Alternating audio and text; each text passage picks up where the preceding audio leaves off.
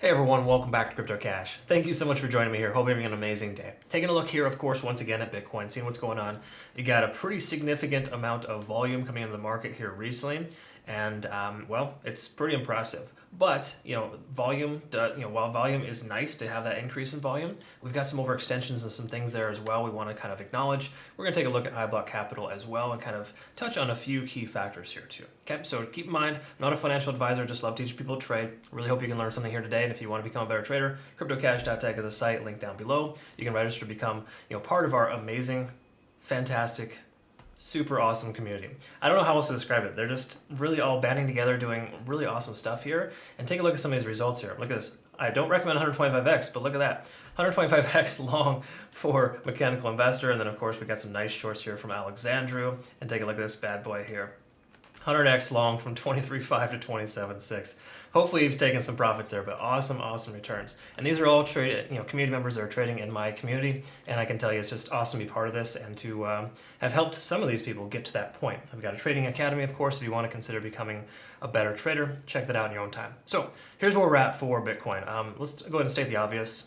Pretty obvious that the price is still increasing. But it's also obvious that the price is getting a bit overextended, obviously, right? We're at a 9 on TD sequential here on the daily. And not to say it's going to exactly happen the same exact way, but you see a 9 here previously from TD sequential telling us that we've overextended ourselves to the downside and the price ramped up, right? Excuse me. So the inverse could also apply, right? We're coming up to a 9. We could very well see a decrease as well to at least the next key Fibonacci retracement level here at about 23,500. Sorry, correction, misspoke. 25,300. That's essentially the most recent shelf that could work as a support level if the price comes back down. Keyword is if. We don't truly know what's going to happen. We got a Fed meeting here this week, which we are going to live stream on Wednesday, of course, when that occurs with my admins, and be able to jump in there and be a fly on the wall, check it out if you like. But the cool thing is, with that coming up here, it's going to shift the market in either direction. Now, I think the basis points are supposed to be lower than expected, so that's positive signs what's building into this. But keep in mind, there's a whole concept of buy the rumor, sell the news. And right now, the rumor is that it's going to be a better, lower basis points than expected. Therefore, the price is coming up. But there's a great chance that all this meat on this bone here is going to be taken as profit from those who can move the market. Not people like you and I, the money movers, those who have a tremendous amount of volume, and they can sell as much as they want. Okay, so to keep that in mind, that could be on the horizon. I personally still feel like price will pull back. That's why we have some shorts available and open right now. I'm considering opening other short positions too, just to be on the safe side here, to kind of double, to hedge those longs. So we do have a few open longs from a few weeks ago. So generally speaking, it's a good place that we're at right now, but it's a really strange indecisive time frame, okay? Because when a price ramps up like this, it could keep going, it could turn around, it could do nothing. Really, it's hard to say what's going to happen, but when we look at the back-end data here, this is where things kind of start speaking a little louder. Okay, so first of all, resistance level 28,500. Got a strong amount of volume and or just say liquidations at that level, telling us that we have a good amount of resistance. We also have a good amount of support at 27,000. So keep in mind, we are fairly range bound between 27 and 28.5. When we look at liquidations here, we can kind of see if we lower the amount of gradients here, that there are a tremendous amount of liquidations, a lot more shorts than longs getting liquidated. Okay, and that makes sense based on the overall circumstance. But if you look at open interest here, we can see a tremendous amount of positions are opened at 28,300. Okay, so that could be good or bad. We don't know specifically if those are longs or shorts that are open. But it would make sense that there are shorts because if we look at the global bid-ask spread ratio, you can see that there's way more shorts today than there were yesterday at this point. So a lot more people are wanting to sell today than they were yesterday. While the fear and greed index is looking good, still at 66, and open interest is high, there's a great chance we could very well see the price decrease because of the amount of shorts positioned. Keep in mind, shorts can get liquidated and it can cause a short squeeze, the price can continue higher. Open interest being increasing and the price increasing, generally it tells us the price is going to continue to move upwards.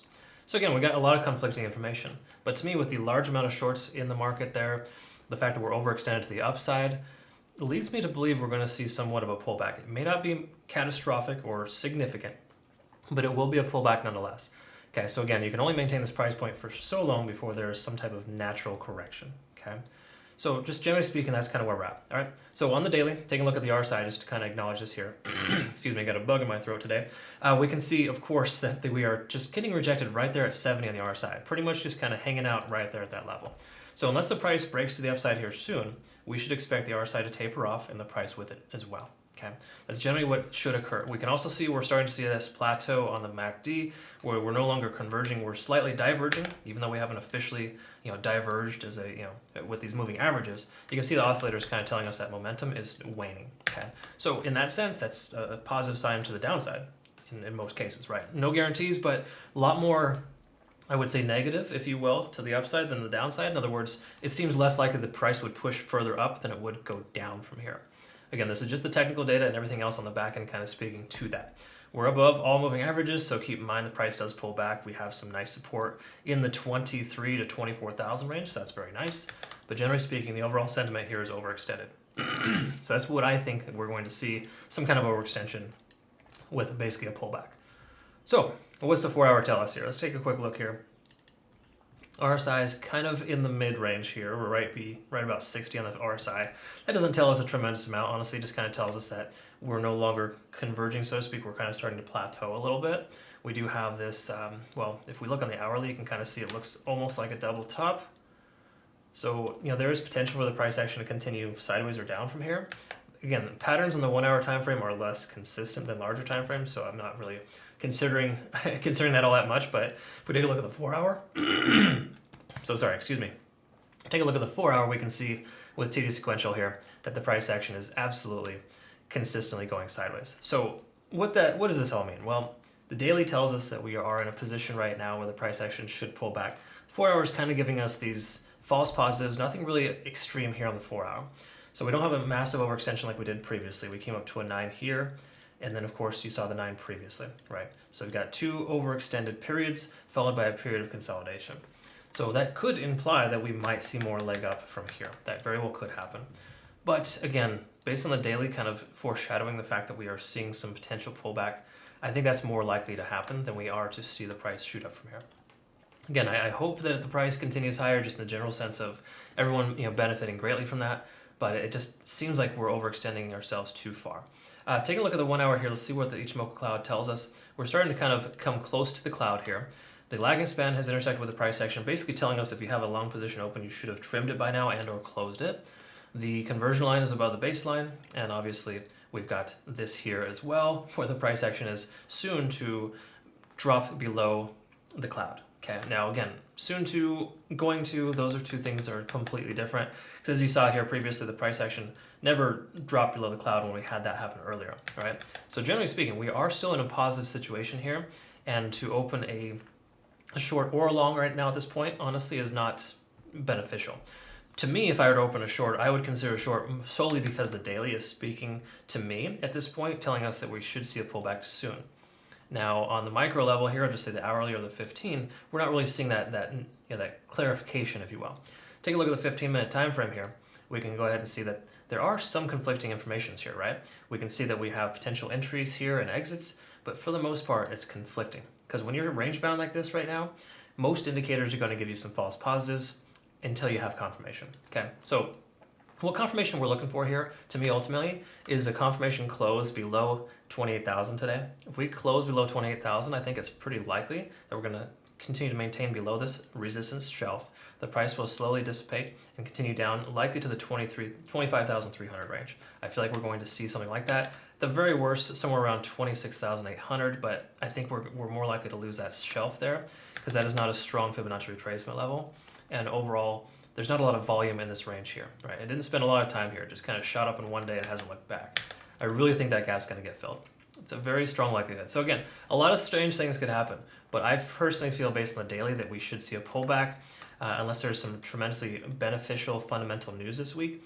Then we're probably going to see the price action continue to decrease first before it increases again. Some are saying that we're going to hit 30,000 first and then reject. That's a possibility as well, but we don't have confirmation that's going to occur just yet. With us being at a 9 on TD sequential, I think it's very likely we should see that pullback soon, because once again, anytime we get overextended to that, that specific direction, the price action pulls back. And the same thing can be said as well with the RSI like this. 9 on TD sequential, 30 on the RSI, bounce. 9 NT sequential, 70 on the RSI. You think a dip's coming? I don't know. It seems like it should. It just makes a lot more sense that the price action should go down than up from here. All right, so hopefully that makes sense to you. I described that correctly. Thanks again for watching and listening and hopefully learning. And I apologize again for clearing my throat multiple times. Just one of those wonderful allergy season coming up here. All right, thanks again for joining me here. Hope you have a great rest of the day. We'll see you in the next one. Take care.